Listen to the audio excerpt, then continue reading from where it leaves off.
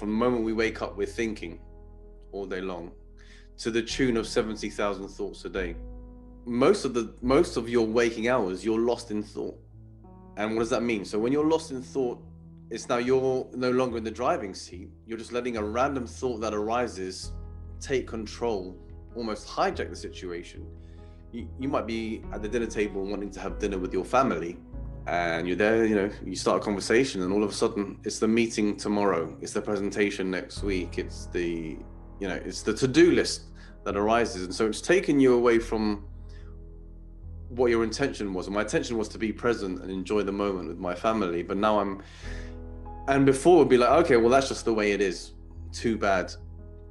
But in fact, it's like, oh no, if your intention was in this meal with your family, or watching a movie, or writing an email, or reading a book, was to do that, how do we put up our defenses, or how do we remediate for all the thoughts that will be arising in that time? Well, first, be aware that thoughts do constantly arise. Okay, well, that's not just for me, that's just a fact. Thoughts are going to constantly arise. And you know what? They're probably going to be repetitive. Mm-hmm. They're probably going to be about to-do lists in the future or stuff in the past. And with that insight, it's like, okay, well, now that I'm aware of it, when it does arise, I see you.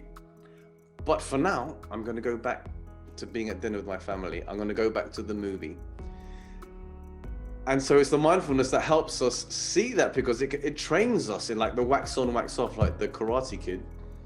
We do like a 10-minute, 15-minute formal practice, so that as the thoughts arise, it's like, we see you, the first push-up, but we bring it back to the anchor. And for most people, it's about the breath.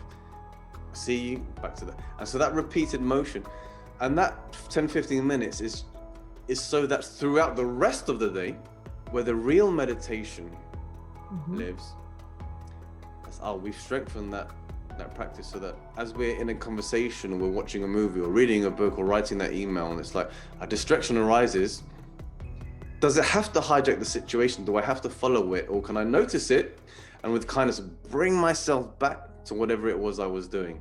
It's like it's an incredible revelation that we spend so much of our time just daydreaming, where in fact it's like, yeah, in that daydream there is actually choice. If you're enjoying it, embrace it. Why not?